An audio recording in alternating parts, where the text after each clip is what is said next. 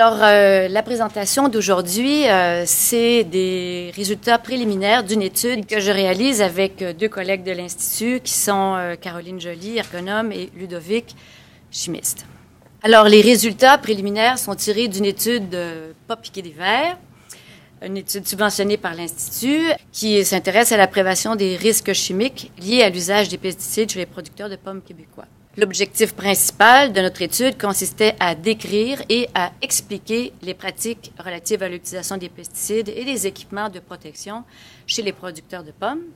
On avait aussi un objectif secondaire qui consistait à commencer à identifier les situations d'exposition. C'était une première étude pour nous. On a procédé avec un devis exploratoire assez large qui nous permettait d'explorer plusieurs pistes en combinant plusieurs perspectives. Et les résultats que je présente ce matin proviennent de collectes de données qui ont été réalisées auprès des producteurs. Notre objectif, c'était de documenter plusieurs thèmes, des données sociodémographiques sur les producteurs, faire une description des exploitations où ils travaillent, parler du choix et de l'utilisation des pesticides, de prévention, protection avec les équipements de protection, la perception du risque et aussi des éléments sur leur santé. Alors, dans la collecte, pour les résultats que je vous présente, on a utilisé deux collectes complémentaires. Dans un premier cas, on a procédé par entrevue et observation. Et plus loin dans la présentation, quand je vais présenter des résultats qui sont tirés de cette collecte, vous allez voir apparaître la petite icône qui représente une caméra. Alors donc, au cours des saisons de production 2013 et 2014, on a visité les exploitations dans deux régions de forte production pommicole, la Montérégie et les Laurentides. Les producteurs ont été recrutés grâce à l'appui et au concours de nos contacts dans le milieu. On a rencontré finalement 15 producteurs volontaires qui ont tous signé les formulaires de consentement et qui nous ont permis d'enregistrer les entrevues qu'on a réalisées avec eux. Ils ont permis aussi de les filmer pendant qu'on les observait. Les personnes chez qui on est allé, les exploitations dans lesquelles ils se trouvaient, on a pu constater après le fait que les toutes petites exploitations dont la superficie se situe entre 0 et 10 hectares, étaient légèrement sous-représentées dans cet échantillon. On a fait des analyses qualitatives à la l'aide de deux logiciels sur ce corpus. La deuxième collecte qu'on a utilisée a été faite à l'aide d'un questionnaire auto-administré et quand je vais parler de ces résultats dans la présentation, la petite icône que vous voyez là va apparaître. Alors, cette deuxième collecte a été réalisée entre décembre 2013 et mars 2014 inclusivement. La collecte avec questionnaire a été annoncée par nos relayeurs dans le réseau pommier. Le questionnaire était accessible d'abord via Internet. Ensuite, la Fédération des producteurs de pommes, qui nous a vraiment beaucoup aidés, a envoyé notre questionnaire en format papier à tous les producteurs de pommes qui étaient membres de l'organisation. Le questionnaire était disponible en français et en anglais. On a au final 168 répondants, ce qui correspond grosso modo à un taux de participation de 30 %. On a aussi, évidemment, voulu comparer les données de notre échantillon à celles de toute la population des producteurs de pommes, qui se chiffre à un peu plus de 500. Alors, notre échantillon de répondants est représentatif de la population en ce qui a trait à l'âge. On a pu constater que les producteurs qui viennent de la Montérégie et des Laurentides sont légèrement en surreprésentation. Et en ce qui a trait à la superficie des exploitations de nos répondants, il y a une légère sous-représentation pour les toutes petites exploitations, légère surreprésentation pour les exploitations dont la superficie se situe entre 6 et 20 hectares. Et on a procédé à toutes sortes d'analyses statistiques avec ces données. Alors, les producteurs qui ont participé à notre étude, qui sont-ils? C'est important pour nous de le savoir pour bien interpréter les données. C'est important aussi pour nous parce que les producteurs du Québec, on va vouloir retourner vers eux avec nos résultats par la suite, les leur présenter, puis aussi suggérer des pistes pour améliorer la prise en charge de la santé et sécurité, alors que c'est bien important de documenter la population à laquelle on pense. Alors, chez les répondants, en ce qui a trait à l'âge moyen et l'âge médian est de 53 ans. C'est donc dire qu'il y a un producteur de pommes sur deux qui a plus de 50 ans. Les années d'expérience en utilisation des pesticides, c'est 20 ans. Il y a 82 % d'entre eux qui nous ont dit qu'ils participaient eux-mêmes aux 3 opérations principales qu'on cherchait à documenter en ce qui a trait à l'utilisation des pesticides, qui sont la préparation, la pulvérisation et le nettoyage. J'ai fait allusion déjà à la taille des exploitations. On a une légère sous-représentation, mais vous pouvez constater quand même que les toutes petites exploitations qui ont des superficies de 5 hectares et moins sont très, très importantes. Et vous pouvez constater là, qu'il y a aussi des très grandes exploitations. Les entrevues nous permettaient d'ajouter de la chair ou d'aller en profondeur à propos des aspects qui nous intéressaient. Et c'était très intéressant pour nous de rencontrer des producteurs. Ils parlaient abondamment. Et il y a plusieurs thèmes qui ressortent de ces entrevues à propos du métier de producteur, et je les présente ici. Il faut vraiment être passionné pour être producteur de pommes. Les gens, ça ressort vraiment beaucoup dans les entrevues. Les gens nous communiquent ça de plusieurs façons. Ils parlent de leur plaisir, leur satisfaction, l'autonomie dans le travail.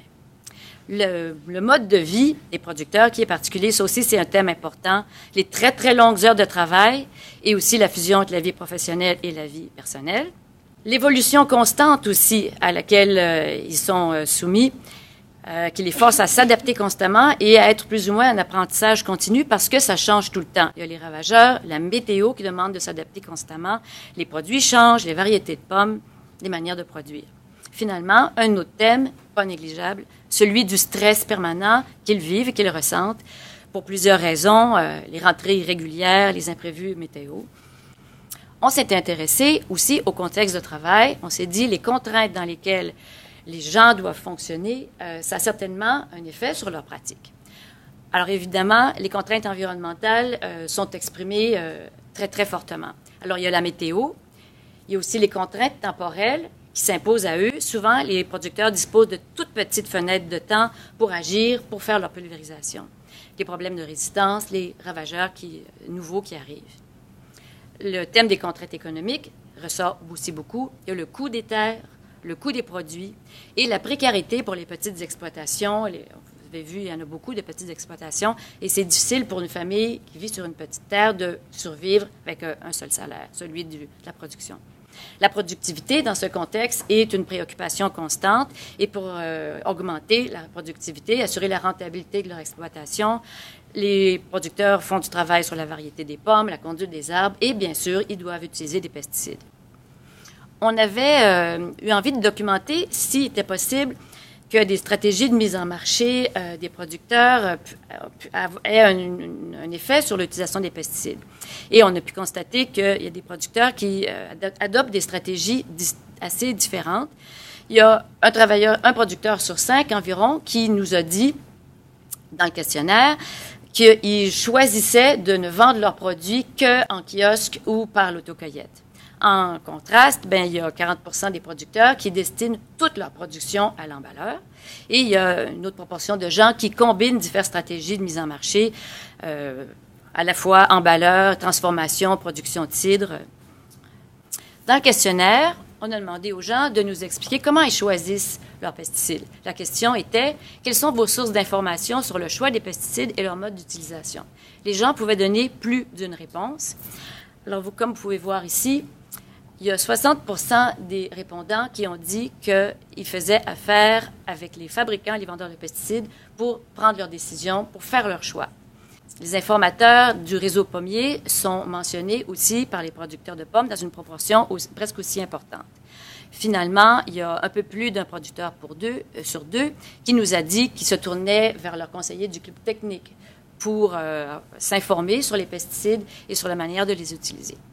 En entrevue, on a abordé le même sujet, posé la même question, et là, on a d'autres perspectives sur ça. Alors, beaucoup de gens nous parlent du manque d'information et de la difficulté à choisir les pesticides. Ce que les gens soulignent beaucoup aussi, c'est que comme les pratiques se transforment beaucoup, la pression pour assurer la rentabilité des exploitations et continuer à produire, que ça a amené une très forte demande pour les services des clubs techniques et les services spécialisés des agronomes. Parce que maintenant, dans le nouveau contexte, les gens recherchent des compétences professionnelles, spécifiques et spécialisées en agronomie. Les raisons, ce qu'ils apprécient de ce genre de service, c'est l'objectivité et la crédibilité, notamment en ce qui a trait au choix des produits et aux doses à appliquer. Il y a des producteurs en entrevue qui disent qu'ils préfèrent obtenir le genre d'informations des agronomes que des vendeurs, qui peut-être ne sont pas toujours crédibles à propos de ce sujet-là. Une autre information intéressante, beaucoup de gens expriment le besoin d'avoir des services de proximité, des suivis individualisés, mais l'offre ne répond pas à la demande. Dans le questionnaire, des questions sur le type de régie pratiquée. Alors, il y a un producteur sur deux qui nous a rapporté produire selon les principes de la production fruitière intégrée. Environ un tiers des gens disent qu'ils pratiquent toujours de manière conventionnelle et le reste des répondants combinent les différentes approches. Il y a des gens qui nous ont dit qu'ils font de la PFI et du bio ou de la PFI et du conventionnel. Quels sont les critères de choix des pesticides? Le premier critère de choix pour la vaste majorité des producteurs, c'est l'efficacité du produit. Ça nous intéressait spécialement de comparer avec la proportion de gens pour qui c'est l'indice de risque pour la santé et l'indice de risque pour l'environnement, une information qui est accessible dans les réseaux pommiers. Donc, quelle était la proportion de gens pour qui c'était cette information-là qui était le premier critère de choix? Et vous voyez que c'est vraiment beaucoup moins important. Les pratiques, maintenant, relatives à l'utilisation des pesticides. En entrevue, les gens parlent beaucoup de tous les changements qui sont survenus dans les stratégies et les pratiques, surtout en ce qui a trait à la pulvérisation. Il y a le pulvérisateur antidérive qui est très bien implanté. Des approches qui consistent, plutôt qu'à pulvériser partout le même produit, commencer par dépister pour ensuite cibler les parcelles, cibler des ravageurs pour faire des pulvérisations ciblées. Aussi moduler, quand c'est possible, les doses ou les volumes utilisés. Chercher à faire des traitements préventifs plutôt que curatifs. Et la façon dont ça nous est expliqué, c'est toujours dans l'objectif de réduire l'impact des pulvérisations sur l'environnement, mais aussi de réduire la résistance aux produits et de préserver autant que possible les prédateurs naturels. On a aussi cherché à obtenir des indicateurs d'intensité des produits et on se demandait si on ne pouvait pas y arriver en demandant aux gens combien de pulvérisation ils faisaient au cours d'une saison. Ça s'est en fait avéré une information très difficile à obtenir et à interpréter parce que avec la pulvérisation ciblée, on ne peut pas compter comme ça. Une autre information, c'est qu'il y a beaucoup de situations d'exposition secondaire qui sont fort peu documentées.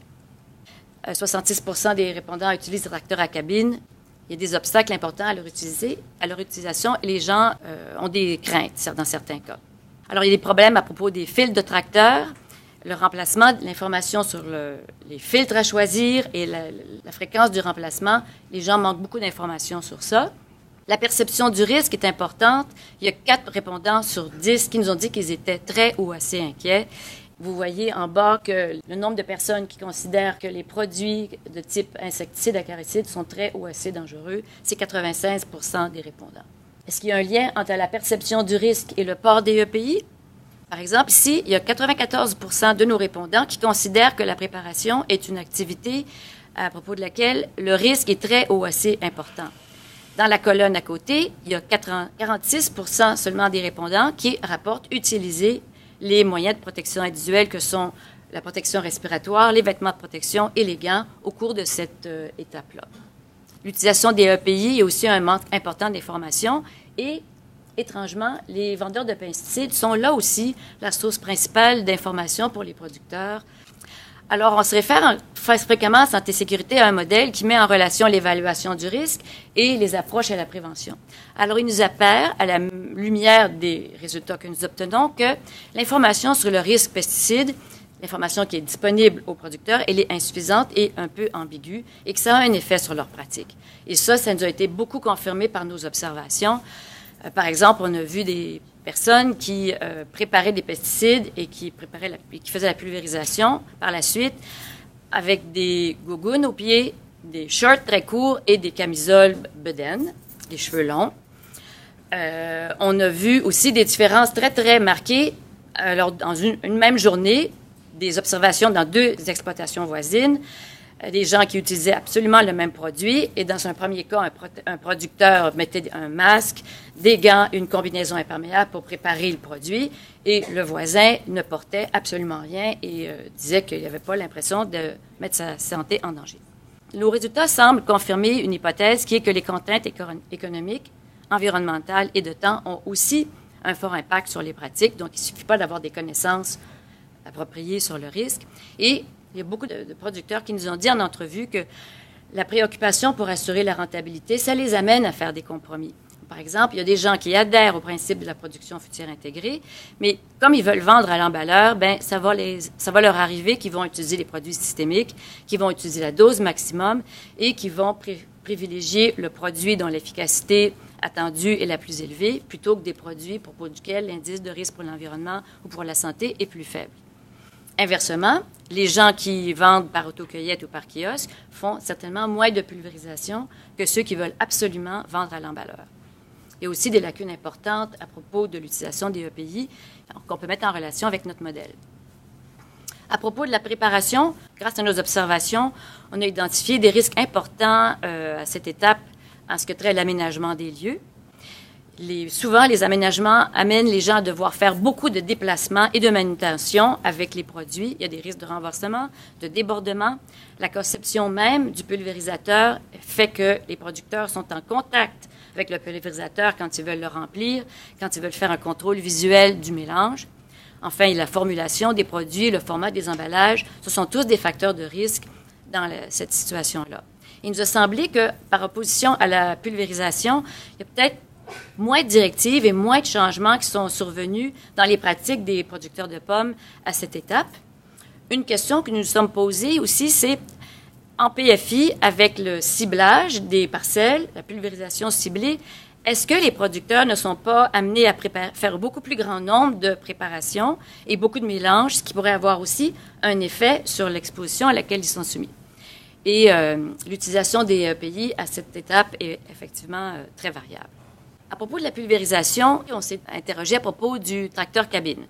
Les avantages sont clairs. En entrevue, les gens soulignent le plus grand confort, la fatigue réduite, la protection contre la pulvérisation. Cependant, il y a beaucoup de gens qui nous ont parlé de leurs craintes associées à la contamination à l'intérieur.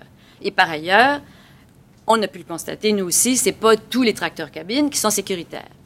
Par ailleurs, il n'y a aucune norme au Québec auquel les producteurs peuvent se référer dans le choix du tracteur. Il n'y a non plus aucune subvention à l'achat. J'ai déjà dit, les tâches secondaires sont importantes, elles sont peu documentées. Les délais de réentrée, c'est une pratique qui suscite des réactions positives, mais c'est en fait très difficile à respecter. Et dans les cas de réentrée, les EPI sont très peu portés, sinon pas du tout. Alors, pour conclure, nos résultats sont préliminaires, nos analyses ne sont pas terminées, mais déjà, il nous semble que c'est possible de discuter avec nos relayeurs, avec les gens du milieu, d'un bon nombre de pistes pour améliorer la prévention, sans même penser à augmenter la réglementation. Peut-être du côté d'une plus grande précision à propos des risques pesticides, mieux informer les gens. À propos de l'étape de préparation, mieux évaluer les risques, sensibiliser, conseiller, peut-être apporter du soutien à l'aménagement des lieux. Il y a beaucoup de travail qui peut être fait. Peut-être qu'en ce qui concerne les équipements de protection, les tracteurs, il faut passer par des normes. Mais aussi, il y a la conception sur laquelle beaucoup d'améliorations peuvent être portées. Et une conclusion d'ensemble, il nous semble que la protection de l'environnement et la protection de la santé et sécurité pour les utilisateurs de pesticides, c'est des sujets qui se rejoignent et à propos desquels il y a donc toute une synergie à construire. Merci.